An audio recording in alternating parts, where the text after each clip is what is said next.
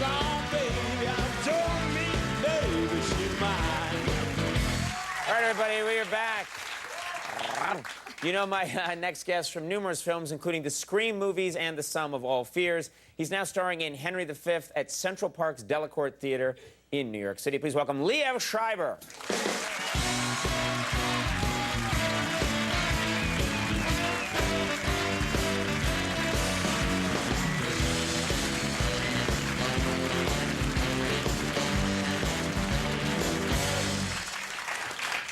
You know, I want to talk to you about something, which is you have, and you're doing it now, too, at the same time. I mean, you have the greatest, like, serious, intense face that I think I've seen on... Because a lot of actors come in through here. Doesn't he, folks? He's like a serious... There's an intensity there, a seriousness. Do you practice that? Because I can't achieve that no matter what I do. I always have sort of a goofy demeanor.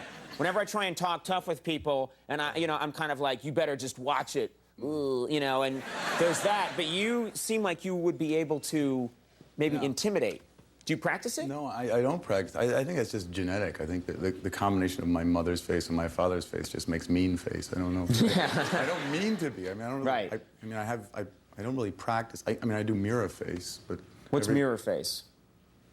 You do mirror face. Everybody does. It's in the morning when you're getting ready to go out, and or when you pass a car that has a reflective window, you look at yourself, and it's the face you make that you think looks good. You know, like women. Really? Women. You see women when they're in the mirror, they put their lips out. And, right. And guys sort of suck in their cheeks and bite down on their jaws, and you don't do that. I lick my fingers and run them across my eyebrows, and then start caressing my cheeks. And then it goes on for hours. Yeah. Then the police are called, and I'm led away. But I think that would be useful to you, because you have that kind of presence that you could use that in situations, probably. Serious face. Yeah, you could sort of say, like, I am seriously disappointed in you. And people are like, wow, yeah, that guy is seriously disappointed in me right now. Yeah. Now, of course, it would come in handy doing Shakespeare. You're doing this play. Yeah, Henry V in the park. You're doing it every night? Is that right? Every night except Monday. Now, I would think... You know, I saw some Shakespeare not too long ago. What did I see? Anthony and Cleopatra, and I was just amazed at the speeches that everyone has to remember. It seems like it's so difficult. What happens when people go up on their lines? Like they forget. It's Do you know bad. what I mean? It's bad. I mean, you know. Thanks for that professional assessment. What happens then? That's what we call badness. Yeah. Some people can improvise Shakespeare. Improvise it? I'm crap at it, but some people do. How can you improvise Shakespeare? It's like the most crafted language of all time. I mean, if you're in a normal play and you run up in your line and you go, yeah, well, that guy better get in here soon, but you can't do that in Shakespeare. Yeah, it's also especially dangerous when people know the lines. You know, you can't, it's like, you know, to be or not to... That's bad. That is bad. To be or the other way. That's the thing. Yeah. You gotta know when you're knowing something, and people just be like, boo. It sucks. It happens. Yeah. There's a guy in our show, Martin Rayner, who's very good at it. The other night, he plays the King of France, and we were talking, and all of a sudden, what he was saying didn't really sound familiar to me, but it all sounded good though. He was making something up. It was sort of like that kindness and courtesy betwixt the kingdoms of France and England. I thought, that's all really good. And he vamped for about 4 lines. Usually after about 15 seconds or so, you get it back, and then you can start over again. But I tend to just become a stuttering idiot like I am right now. I would, you're being too hard on yourself. I would, if I was in Shakespeare and I forgot my lines, I would, because they all have daggers, I would pull one and start randomly stabbing the people around me. And just go into action, and then they'd have to, like, everyone would have to start improvising the whole play to accept that, like, he just killed Henry V. Oh, well, now I guess this guy's king. People would hate me as an actor, but that would be my technique. In fact, I should use that on the talk show every now and then when we get stuck. Just run! And then run out, and it becomes exciting. Yeah. Now, you're a single man. Yeah. La Bamba wanted to know, and so I thought I'd heard.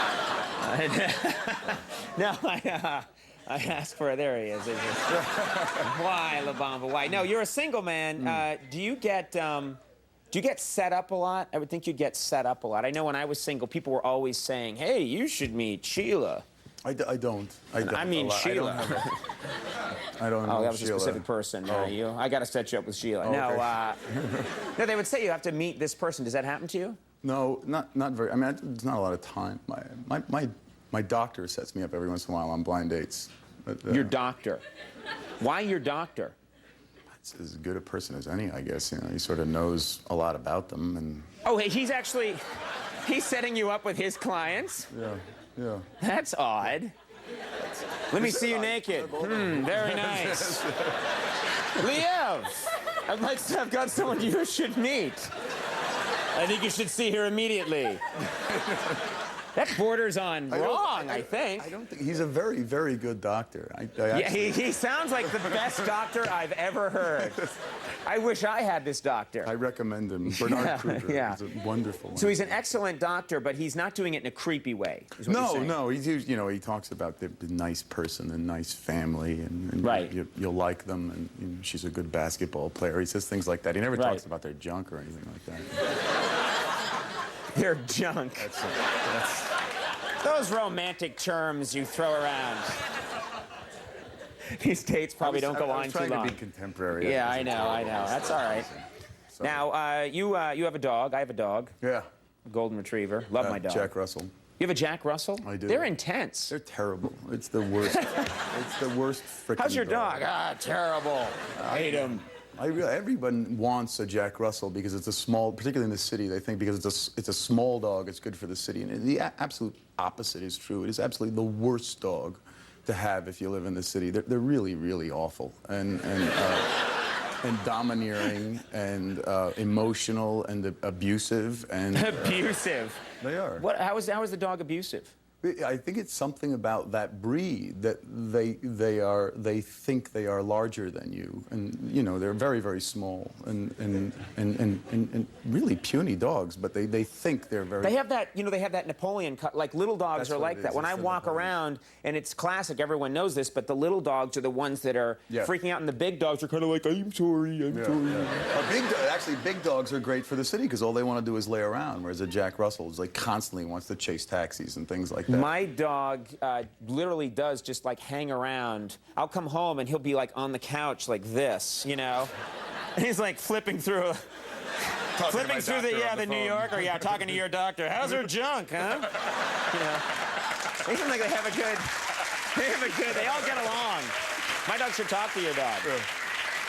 Do you know, some of these dogs, though, are just not bred to be in the city. They're not. Hunting dogs. They're bred for hunting Jack Russells. And years ago, was going out with this woman. She said she got a dog, and it was a dog that was called a Rhodesian Ridgeback. And it was a little puppy, and they're gorgeous. But the thing I didn't realize is it started to grow, and then I went and I looked up what a Rhodesian Ridgeback is. A Rhodesian Ridgeback is a dog that is genetically engineered to run through the deserts of South Africa for weeks at a time without water, hunting lions.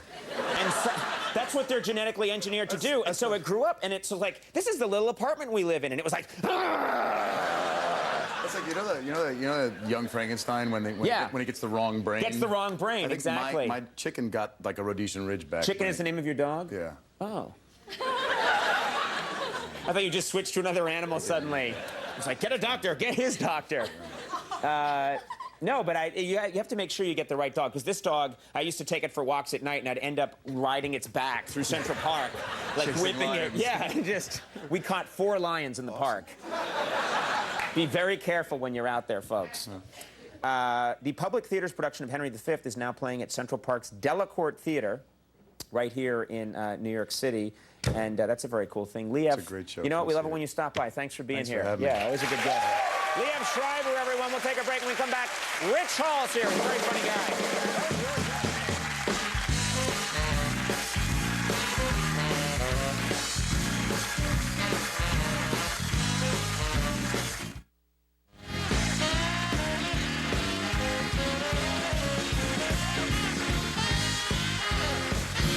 All right, everybody, we're back.